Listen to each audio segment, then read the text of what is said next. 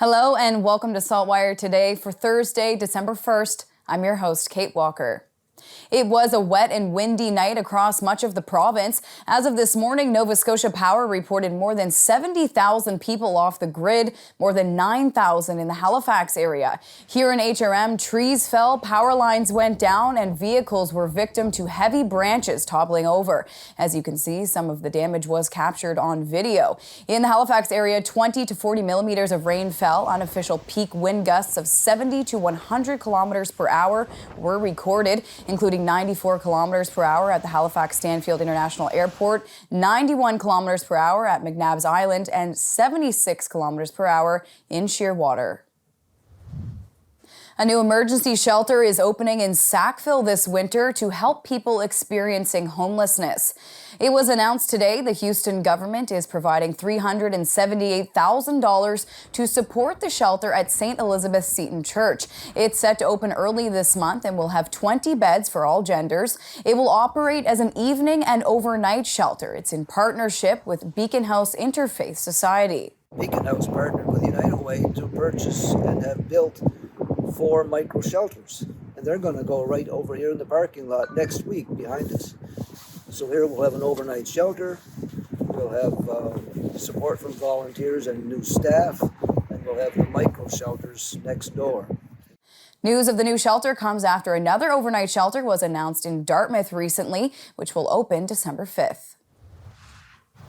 And speaking of shelters, Shelter Nova Scotia and singer-songwriter Dave Carroll have teamed up this holiday season to produce a song and video that captures the organization's story. The song is called Shelter from the Storm, and it's officially being launched tonight on the Evergreen Festival stage as part of Carroll's free-to-the-public outdoor concert on the Halifax waterfront. SaltWire's Jeff Keats has the details. After over 2 years of COVID, rising cost of living, and winter on its way, Shelter Nova Scotia Executive Director Linda Wilson felt the community could use some comfort and cheer in the form of song. We stand the shelter from the storm. Through COVID, we struggled, our clients struggled, our board struggled. We just had to keep going. It was a very challenging time, as it was for everybody. And so we were looking for some way to kind of have a little bit of comfort together, to comfort ourselves. The song, titled Shelter from the Storm, started as an internal project by Wilson, who asked employees and board members to describe the work they do and its impact on the community. She then enlisted the help of local singer-songwriter Dave Carroll, who has been a longtime supporter of Shelter Nova Scotia. Wilson says from there, the project grew into something much bigger than she ever planned. So he wrote this song, and as it started to develop, and we were talking about it internally, people said, well, can't we have a choir? Can't we sing the song with him? And so the next thing you know, we had a choir and we had a music video. And as we talked to more and more people about it, more and more people wanted to participate. Nearly 30 singers participated in the song, which serves as a positive affirmation to the importance of the shelter's services to the community. It started off as kind of almost something to comfort ourselves with, to like a reflection piece for us to think about what we do and why we do it, to we hope that it'll inspire people to see what a great place we are and how hard we're trying, and maybe a bit of a fundraiser. In Halifax, I'm Jeff Keats for the SaltWire Network. And here we stand, the shelter from the storm. Dalhousie University is taking the HRM and 2 residents to court over what it calls an unreasonable and unfair heritage registration of one of its properties. SaltWire's Jen Taplin has that story. Neighbors of this house on Edward Street, owned by Dalhousie University, applied for heritage status in hopes of saving it from demolition. The university purchased the 125-year-old home last year and planned to demolish it to make room for university expansion. In October, Halifax Council voted to award municipal heritage registration, making the path to demolition much more difficult. On November 21st, Peter Rogers, a lawyer representing Dal, filed for a judicial review of the decision. He is arguing that the process was biased and that they were not given an adequate chance to plead their case. A court date is set for January 3rd to set a date for a hearing. Also this week, HRM's Heritage Advisory Committee started looking at creating a heritage streetscape on this stretch of Roby Street, where Dalhousie owns several properties. In Halifax, I'm Jen Taplin for the SaltWire Network. Nova Scotia is recognizing World AIDS Day today. A red ribbon flag is flying at Province House to mark December 1st as World AIDS Day. The province says the theme of this year's event, chosen by the United Nations, is Equalize.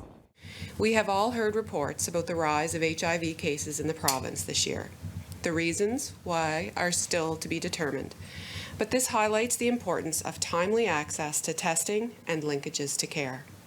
People who test negative can be linked to HIV prevention services such as pre-exposure prophylaxis. People who test positive can be linked to life-saving treatment. HIV treatment is also prevention. People who are on treatment and have an undetectable viral load will not transmit HIV to a sexual partner. Undetectable equals untransmissible. The province is also recognizing HIV/AIDS Awareness Week, which ends today, and Indigenous AIDS Awareness Week, which starts today. The day is meant to honor people who live with HIV/AIDS and those who have passed away worldwide due to the disease. Public Health reports there are an average of 15 to 20 new HIV cases in Nova Scotia each year. By the end of August this year, Public Health had reported more than 20 new HIV cases in Nova Scotia. It's time now for a glimpse of today's Thinking Out Loud with Sheldon McLeod. Today, Sheldon is speaking with teacher Megan Neves about the impact viruses are making on students and teachers. A lot of chatter on social media about absences. I know that wasn't what the committee was on, but it was about human resources. Are you seeing colleagues out? Are you seeing students who are not in class these days? Oh my gosh, yes, more so than ever in my teaching career. Yeah, there's been tons of absences every week, and then people will come back, and then there will be other kids that are missing.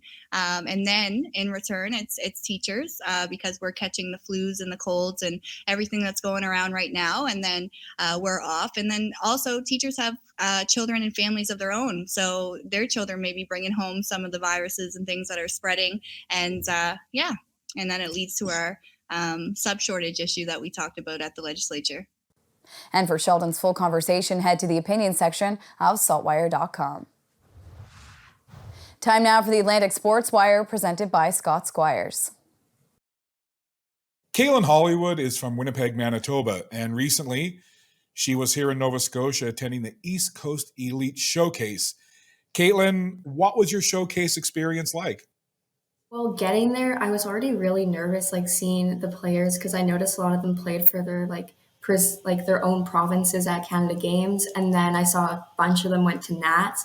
So I was a little worried if Prairie good was East Coast good, but all the girls were super accepting, and it was such a good mix with my team the moment we started playing our games together, and the competition out there was just phenomenal. The East Coast Combine was so well ran, and just the fact that the coaches came up to you after the games to talk with you, and there was a Q&A with the coaches, and it was just the level of effort put into this by not only the coaches, the people that ran this and the players. It was so well done. In Halifax, I'm Scott Squires for the Atlantic Sports Wire. Caitlin Hollywood, over for O'Neill. Thank you, Scott. On to weather now to see what's coming up in the forecast. We're going to check in now with our weather specialist, Alistair Alders. Thanks, Kate. Well, what a wild night it was here in Halifax. We had 20 to 40 millimeters of rain, most of which fell in a 3 to 4 hour period early this morning, and we had winds gusting 70 up to 90 plus kilometers per hour. Now, this was a fast moving system, so while it was still breezy today, we did start to clear out, and we do have a nice day in store for Friday. This evening, we will have partly cloudy skies and a chance of flurries with a west wind of around 30 to 50 kilometers per hour. The temperature will be near +1, and we wake up near -3 on Friday morning, starting the day mainly sunny, northwest winds of 20 to 40. The winds become light as we go into the afternoon. We'll have mainly sunny conditions with the temperature heading up to 2 degrees. Now, the weekend does get off to a pretty calm start. However, we do have another system on the way. More rain and wind expected to move into the region Saturday night into Sunday, very similar to what we just experienced. However, I don't think the winds will be as strong, but I will be keeping an eye on the system. I'll have another update for you tomorrow. Kate. Thank you, Alistair. That's all for now. For more extended video and full online articles, stay tuned to saltwire.com. And you can find us on Instagram and Twitter at SaltWire Today. I'm your host, Kate Walker. Thank you for joining us, and we'll see you back here tomorrow.